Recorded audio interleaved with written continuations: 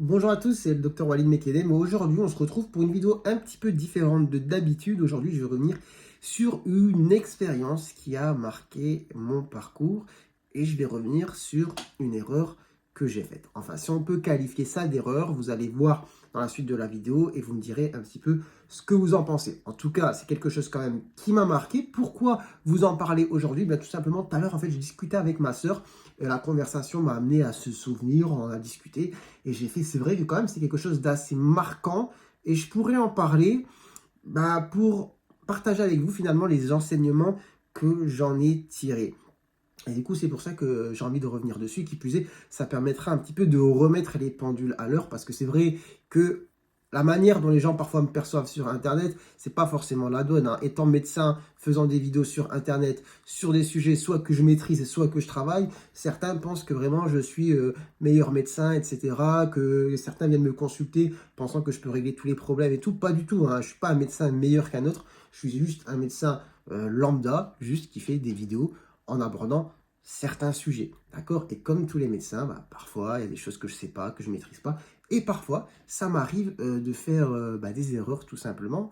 Bon, là, on va quand même remonter 5 ans en arrière, donc je n'avais pas quand même fini les études, je n'avais pas fini l'internat, je n'étais pas encore docteur en médecine, j'étais interne, j'étais en troisième semestre, et j'étais en pédiatrie. J'étais en pédiatrie et je vais vous raconter un petit peu l'histoire, qu'est-ce qui s'est passé.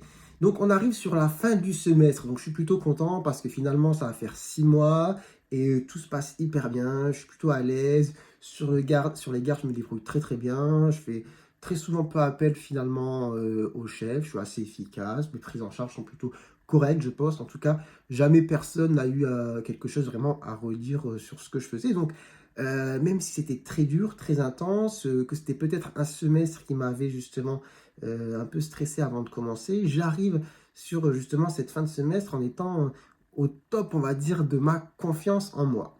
Puis vient du coup un début de semaine que je commence en hospitalisation parce qu'il faut aller savoir qu'on alternait souvent entre des semaines en hospitalisation et des semaines aux urgences pédiatriques. Donc j'arrive dans le service et comme dans tous les services, le matin, nous ce qu'on faisait, c'est qu'on se répartissait un petit peu les patients et chaque interne ou médecin allait voir justement les patients qui lui étaient entre guillemets attribués. Donc début de semaine, et je pense que c'était d'ailleurs une semaine qui commençait après un lundi férié, enfin je sais plus trop, je me souviens plus trop, mais je sais que c'était un long week-end. Donc reprise après un long week-end, et là j'arrive et je vais dans la chambre, je vois un bébé. Donc vraiment, on est sur quelqu'un, un bébé très petit. Donc moins d'un mois, moins de 2 mois maximum. En tout cas, on ne dépasse pas le premier trimestre. Donc, qui était accueilli aux urgences initialement pour fièvre. Donc fièvre chez un nourrisson de moins de 3 mois. Voilà, faut passer par les urgences. Et donc voilà, 3 jours qu'il était en hospitalisation. Moi, c'était la première fois que je le voyais. Et pour l'instant, il n'y avait pas de diagnostic posé pour ce petit. Mais je n'étais pas le premier à passer le voir. C'est-à-dire que, comme je l'ai dit, il y a eu le médecin des urgences qui l'a vu. Et deux, comme je vous ai dit, c'était un long week-end. Donc, sachant que les médecins qui se travaillent les jours de week-end, j'arrive plus à parler. Ce sont soit les médecins d'astreinte ou de garde. Il y avait 2 médecins qui s'étaient alternés. Donc moi, j'arrive un peu en 4e position. Si je dis pas de bêtises, c'était ça, 4e position. Je vois ce bébé, fiévreux. C'est vrai qu'il n'est pas hyper frais. Un peu palo, un peu mou. Pas trop réactif, mais en même temps, écoutez, rien de nouveau sur les bilans, analyse. Je regarde un petit peu les observations. Voilà, l'examen montre rien de particulier et donc finalement à surveiller, voir un petit peu l'évolution et voir la cinétique sur les nouveaux bilans qui ont été justement prescrits. Et d'ailleurs, en parlant de bilan, je pense du coup qu'il y en a un qui n'avait pas été fait et vous allez comprendre un petit peu pourquoi il était important. Donc, pour pas dire de bêtises, c'était pas un bébé de moins de 6 semaines. Je pense qu'on se rapprochait quand même plus des 3 mois, quelque chose comme ça. Vous allez comprendre pourquoi je dis ça dans la suite de la vidéo. Donc voilà, ok, donc je vais le voir, je regarde, j'examine un peu. Voilà, je suis interne, 3e semestre. J'ai pas grand chose de plus à dire que ce qui a déjà été fait ou ce qui a été vu. Ok, il y a des bilans qui ont été prescrits, je vais retourner le voir, je vais revoir un petit peu comment il est dans la journée en espérant que l'état ne se dégrade pas, mais bon, rien de particulier à ajouter. La journée passe et évidemment, vous doutez bien, c'est pas le seul patient pour lequel justement j'ai à faire des choses ou m'occuper. Donc plein de patients. Ensuite, vous savez, vous avez sûrement vu déjà des séries ou des films sur les internes. Quand tu es interne, bon, tu es quand même assez chargé, hein. C'est-à-dire que l'après-midi, je suis seul dans le service. Il y a des nouveaux patients qui arrivent, qui montent des urgences, donc il faut faire les entrées. Il y a ceux qui doivent partir, donc il faut préparer les sorties. Il faut faire un petit peu les transmissions, etc. avec les équipes paramédicales, avec les familles. Et à côté de ça, tu as plein de petites missions lambda que tu dois faire pour des patients qui sont déjà présents. Et à côté de ça, tu ne dois pas oublier de regarder aussi les résultats des bilans qui ont déjà été prescrits, dont le bilan de ce bébé. Donc finalement, le temps passe, ça passe vite. Et arrive, je me souviens très bien des horaires, arrive 16h. Et effectivement, vers 16h, on a déjà quand même les résultats en général des bilans prescrits du matin. Mais moi, je n'ai pas eu le temps encore de checker. D'accord? Donc, je suis encore sur mes missions de l'après-midi parce que, comme je vous ai dit, des fois, ça presse pour qu'un patient doive sortir. Ça presse en même temps parce qu'il y a un patient qui est monté, il faut faire les prescriptions, etc. Il faut faire le dossier d'entrée. Donc, j'arrive 16h, je n'ai pas vu le bilan de ce petit. On était quand même, on a des, comment on appelle ça, des chefs qui nous seniorisent, c'est-à-dire vous faites le taf, etc. Mais il y a quand même, voilà, le chef qui est responsable, on va dire, du service, etc. et qui regarde un petit peu de loin ce qui est fait ou pas. Et bien, vers 4 heures, je reçois un appel qui vient justement des urgences et qui me dit Walid, est-ce que tu as checké le bilan du petit de la chambre numéro 2 ? Je fais non, j'ai pas encore eu le temps. Et là, elle me dit non, mais il faut absolument que tu regardes. Donc, c'était pas la chef qui supervisait, c'était quelqu'un d'autre qui me prévenait parce que je pense elle avait vu que le grand chef à côté avait checké et apparemment il y avait quelque chose de pas bon. Donc, je regarde le bilan et là, j'ai mon cœur qui s'arrête parce que je vois qu'il y a un marqueur précis. C'est un marqueur d'inflammation, enfin d'infection bactérienne qui est très élevé. C'était pas présent sur les bilans d'avant d'ailleurs, mais là, c'est un marqueur qui montre que vraiment il y a une infection bactérienne qui est en train de se développer et qui est quand même assez costaud. Et je dis putain, merde, j'ai pas vu ça avant. Et en fait, c'était juste une histoire de timing d'ailleurs, parce qu'en vrai, si je l'avais vu un peu plus tôt dans l'après-midi, sans forcément que je sache ce qu'il faut faire, j'aurais appelé, j'aurais prévenu le chef, j'aurais dit voilà, docteur, j'ai reçu le bilan du bébé, ça c'est pas très bon, je pense que vous devez venir. Mais le truc là, c'est que je n'ai même pas eu le temps de le voir. Et donc forcément, quand vous arrivez dans la situation, on est à 4 heures dans l'après-midi, le grand chef le voit, c'est comme si vous aviez manqué quelque chose. Mais là, c'était un peu une histoire de timing. Donc, le grand chef arrive, et là, il va dans la chambre du petit, très en colère. Hein, après, je ne peux pas lui en vouloir. Hein, très énervé. Il rentre ensuite dans la salle de soins où j'étais, où j'attendais comme ça en train de trembler parce que je me dis, putain, je suis passé à côté d'un gros truc, d'une bourde. Et là, j'entends que le chef qui dit, en gros, le bébé vraiment, il va mal. Ça se voit qu'il est pas bien, qu'il y a quelque chose qui fonctionne pas. Il est blanc, il est gris. Bon, c'est pas faux hein, qu'il était pas bien. Après là, avec le retour, avec le, comment dire, le temps qui passe, je me dis, c'est aussi facile quand même de dire que le petit, il est vraiment mal quand tu as les résultats d'un examen qui te disent qu'il se passe quelque chose, tu vois, contrairement à moi qui ne savais pas encore, hein, qui n'avait pas le résultat, et sachant que, comme je vous l'ai dit, il y avait quand même 2 ou 3 autres médecins qui étaient passés avant. Mais je ne veux pas me dédouaner. Hein. Là, effectivement, j'aurais dû être un peu plus réactif sur ce bilan, sachant quand même que c'était un petit de moins de 3 mois qui était là depuis 2-3 jours avec de la fièvre. Ok, voilà. Sachant qu'à côté de ça, j'ai fait aussi une erreur ou une omission sur le plan de l'examen, que je vais venir juste après. Je vais venir tout de suite en fait. Donc là, le chef dit, voilà, le petit il est pas bien, il est gris, il est pâle, l'examen, la prise de sang elle est pas bonne, et là il rajoute quelque chose sur l'examen clinique, c'est-à-dire quand on regarde, quand on analyse le bébé, un truc que effectivement j'avais pas vu et qui en fait très important, et maintenant c'est quelque chose que je rate pas, c'est que le petit bébé avait la fontanelle bombée. C'est quoi la fontanelle bombée? Ceux qui sont en santé vont sûrement capter direct. Ceux qui ne le sont pas, je vais vous expliquer. Est-ce que vous avez déjà touché le crâne d'un bébé? Si vous avez déjà touché le crâne d'un bébé, vous sentez qu'ici, en fait, les os ne sont pas collés. Il y a des espaces comme ça. Et quand vous touchez ici, là, vous sentez qu'il y a un genre de trou. Donc, normalement, ce trou est un petit peu creusé. Mais sans plus, vous mettez le doigt, ça fait un petit trou comme ça. Bon. Et c'est censé être la bonne forme. C'est-à-dire, les mois passent. Ensuite, les os du crâne se soudent et on n'a plus trop ce trou. Et il y a un signe qui doit faire alerter, qui doit alerter ou qui doit faire alerter, enfin vous m'avez compris, c'est quand cette fontanelle est bombée, quand ça fait un petit bombement. Et là, effectivement, moi, je n'avais pas capté ça. Et ça peut être un signe d'une infection comme une méningite. Et là, on a un peu tous les éléments. On a un bébé qui fait de la fièvre depuis 3 jours, on ne sait pas trop ce qu'il a. Il est raplapla. On a sur la prise de sang un élément qui fait penser à une infection bactérienne. Et à l'examen clinique, on a une fontanelle bombée. Je n'avais pas vu la fontanelle bombée. Voilà. Bon. Mais, et là, vous allez dire, je me dédouane, mais non, hein, je prends la responsabilité aussi de ne pas l'avoir vu. Mais le truc, c'est qu'il y a 3 personnes avant moi qui ne l'ont pas vu non plus. Et est-ce qu'elle était présente? Je ne peux pas dire. Si ça se trouve, quand eux sont passés, effectivement, il n'y avait pas de fontanelle bombée. Et au jour où c'était à mon tour de passer, les choses se dégradent, etc. Et ce qu'on a appris, en tout cas, ce que j'ai bien appris en pédiatrie, c'est que chez un enfant, ça va très très vite. Eh ben, ça a pu apparaître dans la journée. Et mon rôle, c'était aussi de vérifier ça sur le jour même. Ce que je n'ai pas vu. Et du coup, là, c'est une méningite en fait. Bon, j'avais pas le diagnostic final, mais en vrai, c'était quasiment sûr. Du coup, je passe à côté d'une méningite chez un bébé de moins de 3 mois. Et donc là, en gros, cellule de crise entre guillemets, hein, c'est-à-dire directement, le chef il me dit bon, tu viens avec moi, on va lui faire une ponction lombaire. Examen qui n'avait pas été fait au début. C'est pour ça qu'en général, je pense qu'il n'y avait pas 6 semaines.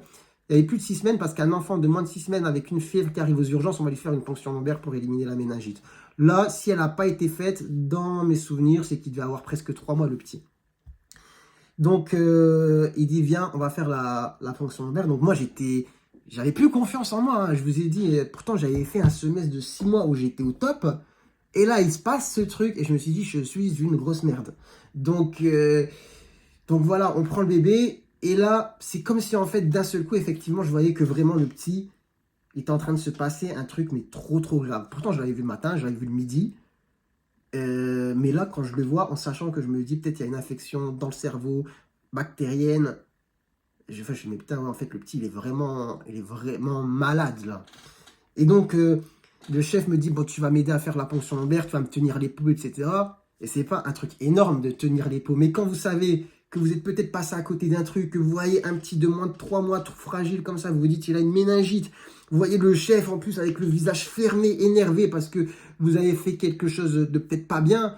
Et encore, je le remercie dans le sens où il m'a pas non plus détruit. Il m'a mis mal à l'aise, c'est vrai. Et en même temps, je peux pas trop lui en vouloir. Je me sentais mal de chez mal. Il m'a pas non plus humilié devant tout le monde.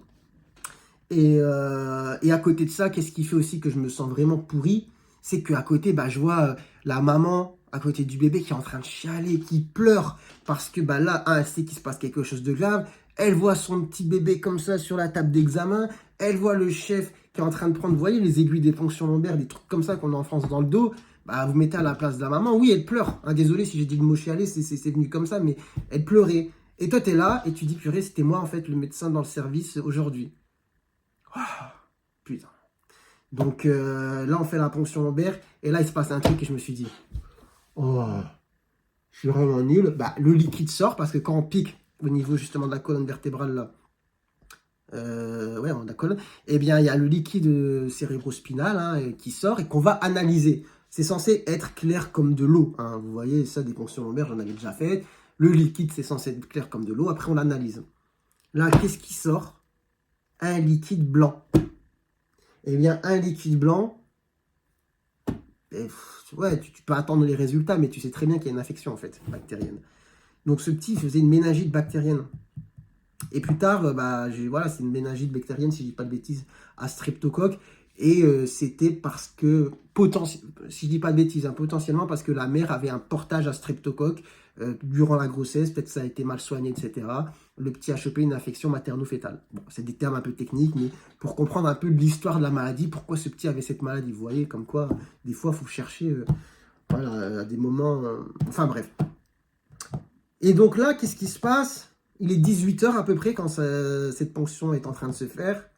Je perds totalement confiance en moi. Je dis, je suis passé à côté de ça. Je vois la maman qui pleure. Je vois le chef qui est fermé du visage. Et moi, je suis tout seul dans ma tête, quoi, en fait. Je tremble et tout, je suis pas bien. Et ce soir-là, comme par hasard, qu'est-ce que je dois faire? Je suis de garde. C'est-à-dire qu'il est 18 h, la journée n'est pas finie. Je suis là depuis 8h30 du matin, mais la journée n'est pas finie. je dois travailler encore jusqu'à 8h30 du matin qui suit. Et en passant toute la nuit aux urgences. Et sachant que la nuit aux urgences, pour ceux qui savent, hein, à partir d'un certain moment, tu n'as plus de chef avec toi. Donc tu es tout seul. Tu es tout seul à faire toutes les entrées des urgences pédiatriques. Et je me dis, mais comment je vais faire une garde aux urgences pédiatriques en étant, entre guillemets, le médecin tout seul, alors qu'il vient de se passer ça et que j'ai plus confiance. Et ça me saoule, parce qu'en plus de ça, comme je vous ai dit, des gardes, j'en ai fait, je sais pas, presque 30 sur le semestre. J'étais au top, j'ai même fait les dimanches, les gardes de 24 heures, etc., où tu es quasiment seul la plupart du temps avec ton co-interne, parce que voilà, le chef est dans le service, patati patata. Et là, j'arrive sur cette garde, et en fait, j'ai pas envie d'y aller, et j'ai pas envie de voir des enfants, parce que je me dis, je passais à côté d'un truc. Donc j'y vais, et je dis, comment je vais faire? Heureusement, qu'est-ce qui se passe?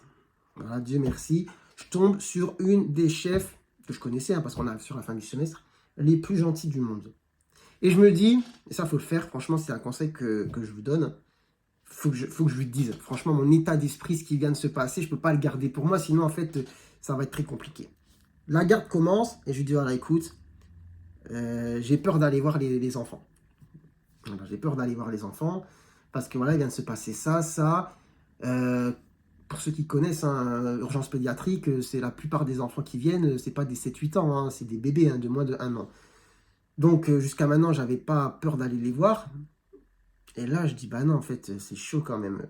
Donc je lui explique. Et là, heureusement, tout à fait compréhensive, elle me dit, écoute, il n'y a pas de problème, je vais venir avec toi pour les premiers.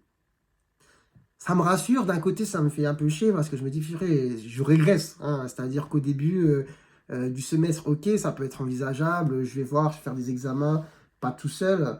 Mais là, je me sentais pas d'y aller seul. Donc, je fais comme ça.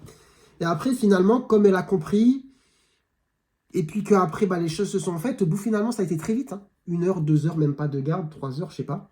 C'est bon. Après, je dis, ok, je peux continuer comme avant, il n'y a pas de problème. Et effectivement, la garde se passe bien jusqu'au petit matin. Sauf que malgré tout, je suis quand même assez chamboulé par rapport à ce qui s'est passé. Parce que ça, il y a un truc difficile en médecine. Et je le retrouve même maintenant en médecine générale quand je suis au cabinet. Pardon, c'est quand il se passe un truc très intense, psychiquement, émotionnellement, vous n'avez pas de temps de décharge. C'est-à-dire qu'en fait, vous n'avez pas ce truc où vous dites, bon, je stoppe tout, je me pose, je fais le point, le vide, et quand j'irai mieux, je reprends. Bah non, t'enchaînes. Par exemple, là, en médecine, typiquement, ça peut mal se passer avec un patient, il peut y avoir un gros truc, bah, il y a 3-4 personnes qui attendent, vous enchaînez. Bah là, c'est pareil, voilà, je viens de passer sur cette histoire de méningite, j'ai pas le temps de dépressuriser, il faut que je finisse la nuit. Donc le matin se termine, je suis pas bien. Mais je me dis quand même, j'ai su enchaîner sur la garde, etc. Et là, bah, heureusement, je croise une des médecins, pareil, que j'aimais beaucoup, qui arrive le matin pour prendre le service aux urgences, soit dans le service, je sais plus. Et pareil, j'avais trop besoin d'expliquer, parce que bon, j'avais noué des liens quand même aussi avec les chefs du service, etc. Et je lui explique.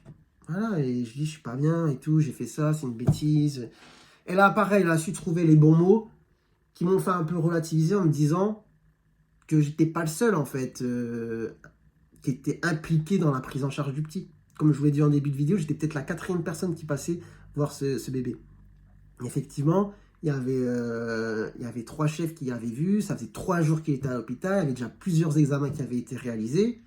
Et le jour même où je le voyais, c'était quand même, entre guillemets, un gros cas pour un interne. J'étais interne et c'était moi qui étais sur la responsabilité de voir le petit. Peut-être que le matin, quand on s'était dispatché les enfants, ça n'aurait pas été à moi d'avoir la responsabilité de ce gamin. Parce que oui, c'était un petit très fragile de moins de 3 mois avec une fièvre qui dure depuis 3 mois et qui n'est vraiment pas en bon état général. Et donc peut-être que ça aurait été un chef de le prendre tout seul et pas dire à l'interne, bah, écoute, tu prends ce petit en plus de tous les autres patients que tu as et en même temps tu gères la vie du service comme n'importe quel interne, à faire les entrées, les sorties, à demander les examens qu'il y a à faire et puis patati patata. Avec des si, on referait le monde. Ça a été comme ça. Mais c'est des mots qui m'ont fait du bien, vous voyez, et qui m'ont dit, oui, certes, j'ai pas vu la fontanelle bomber, j'ai pas checké rapidement le résultat de la prise de sang. Maintenant, est-ce que je suis le seul coupable? Non. Et qui plus est, l'histoire se termine bien, entre guillemets, hein. C'est-à-dire le petit, un diagnostic est posé, une prise en charge est débutée, le petit va guérir, il va aller mieux, il fera sa vie tranquille. Voilà, donc quand même, le petit est soigné, c'est le plus important. Donc après, voilà, ça m'a saoulé que ce soit arrivé sur la fin de semestre. Il me restait quelques jours hein, avant de terminer le stage. Et j'avais fait, entre guillemets, un sans faute jusque-là. Donc terminer sur ça me saoule un petit peu. Bon, après, il reste quelques jours, ça se passe bien. Et puis voilà, mais finalement, bah, du coup, qu'est-ce que j'en ai tiré déjà comme enseignement, conclusion? D'un point de vue médical pur, bon, il y a cette histoire de fontanelles bombées. Donc déjà, je passe pas à côté des fontanelles. Les petits, quand je les vois, quand ils viennent au cabinet, quand ils viennent pour des motifs de fièvre, je touche toujours ici, le crâne, pour voir la fontanelle. Cette fameuse fontanelle que bah, du coup, j'oublierai pas. Hein. Cette fontanelle bombée, parce que du coup, je l'ai touchée hein, quand on m'a dit la fontanelle est bombée. Et je fais, ah ouais, j'ai pas vu cette bosse qu'il avait sur le crâne.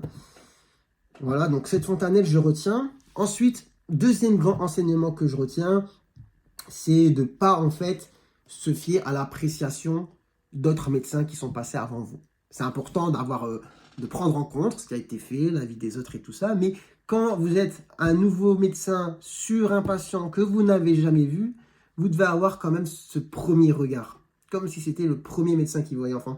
Parce que c'est sûr que quand vous avez un enfant ou un adulte, peu importe, qui est là depuis un certain temps, qu'il y a déjà plusieurs personnes qui l'ont vu, qu'il y a déjà plusieurs examens qui ont été faits, et que tout le monde dit il n'y a rien, il n'y a rien, il n'y a rien, ou enfin, c'est pas qu'il n'y a rien, c'est on ne sait pas, on ne sait pas, on ne sait pas, ben, vous n'avez pas le même regard que si la personne arrivait, bon, il n'y a rien qui a été fait. Ça aussi, ça peut jouer en défaveur. Donc, toujours avoir ce truc en tête, maintenant, je me dis, voilà, fais comme si rien n'a été fait, analyse, fais tes propres conclusions, et puis voilà. C'est ce que je fais maintenant aussi en médecine, parce que des fois, voilà, des gens viennent, ils ont vu le cardiologue, ils ont vu le pneumologue, ça a été fait, lui a donné tel avis, lui a donné tel avis. C'est très bien. Mais il faut aussi faire abstraction de ça parfois et de dire, voilà, je mets de côté, je me focus, moi, qu'est-ce que j'en pense, quelles conclusions j'en fais, est-ce que je devrais penser à faire tel examen qui n'a pas été fait, tout ça. Voilà. Donc, par exemple, peut-être la ponction lombaire qui n'avait pas été faite, c'est un truc que j'aurais pu tilter aussi. J'aurais pu dire, c'est bizarre quand même. Pourquoi la ponction lombaire n'a pas été faite chez ce petit de moins de 3 mois, fiévreux depuis 3 jours, avec un syndrome inflammatoire? Bon, certes, il n'est pas tout nouveau, hein, il n'y a pas moins de 6 semaines, mais on pourrait proposer une ponction lombaire. Bon, enfin bref. Donc, ne pas se fier finalement forcément à 100% à tout ce qui a été fait avant. Après, bah, troisième chose à avoir, c'est leçon que je retiens, bah, c'est l'importance aussi de vider son sac aussi, bonne personne. Heureusement qu'il y avait ces bonnes personnes à qui j'ai pu aussi me livrer, en disant ce qui allait pas, pour pouvoir enchaîner. Parce que si j'avais gardé ça et je ne l'avais pas dit, franchement, j'aurais vraiment mal fini le semestre et j'en aurais gardé un très mauvais souvenir.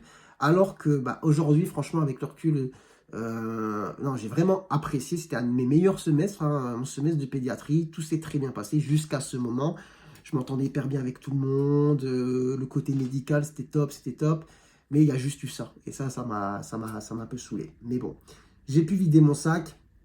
J'ai pu parler, j'ai pu débriefer, j'ai pu avoir un regard critique là-dessus. Quatrième chose importante, c'est là d'un point de vue entre guillemets de chef, ne pas détruire quelqu'un. Bon, il ne l'a pas fait, hein. Le chef qui était très rigoureux, très sérieux, il m'a montré que ce que j'avais fait, c'était pas bien, avec un langage, on va dire, non verbal, et verbal aussi, mais il m'a pas descendu, il m'a pas humilié. Sur le lendemain et tout, j'étais quand même très énervé. Je vais pas mentir, parce qu'en fait, la manière dont ça m'a fait sentir moins coupable, ça m'a saoulé, parce que, j'étais interne, j'étais troisième semestre, je n'avais pas à avoir la responsabilité à 100% de ce gamin, et j'étais surchargé dans la journée, et c'est juste une histoire de mauvais timing aussi sur la prise de sang. Si j'avais vu que c'était très haut, je l'aurais appelé, mais j'ai pas eu le temps, il l'a vu avant moi, bah c'est normal, c'est plus facile des fois quand tu es dans le bureau, etc., ou aux urgences, de checker un peu les bilans, quand moi je devais tout gérer. Donc j'étais énervé qu'entre guillemets on m'en veuille.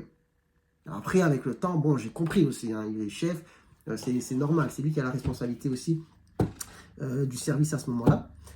Mais voilà, mais du coup, mais j'en veux pas, j'en veux pas, j'en veux pas. Sachant que, comme je vous ai dit, il y aurait d'autres chefs qui m'auraient peut-être incendié, détruit, vraiment humilié devant l'équipe soignante, peut-être la famille, j'en sais rien. Ça n'a pas été le cas. Ça n'a pas été le cas, donc bah, franchement, il a fait ce qu'il devait faire, entre guillemets. Mais ça reste quand même un souvenir un petit peu violent. Et du coup, bah, je pense que c'est important, voilà, de pas descendre les gens quand ils font des erreurs, même si elles peuvent être graves, parce qu'en fait, ça m'aurait bloqué. J'aurais plus su voir des gens. Ça veut dire là, j'ai dû enchaîner sur ma garde. Il y a des personnes qui m'ont fait descendre en pression, qui m'ont dit t'inquiète pas, jusqu'à maintenant tout s'est très bien passé pour toi.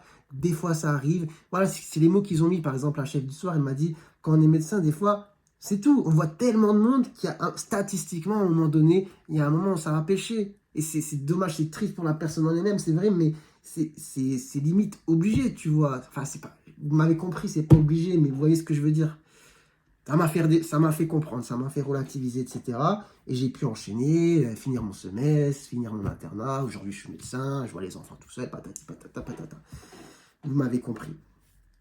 Donc c'est important, et ce semestre, moi j'ai eu un interne, donc j'étais dans l'autre position, c'était moi entre guillemets le chef, j'ai eu un interne pendant 6 mois qui consultait, bon des fois s'il fait pas un truc bien, bon, c'est tout, on revient dessus, et puis je vais pas non plus le descendre ou lui gueuler dessus, hein, ça n'a aucun sens. Et je pense que c'est comme ça qu'on apprend mieux, qu'on avance. Donc voilà, est-ce que j'ai d'autres renseignements à tirer?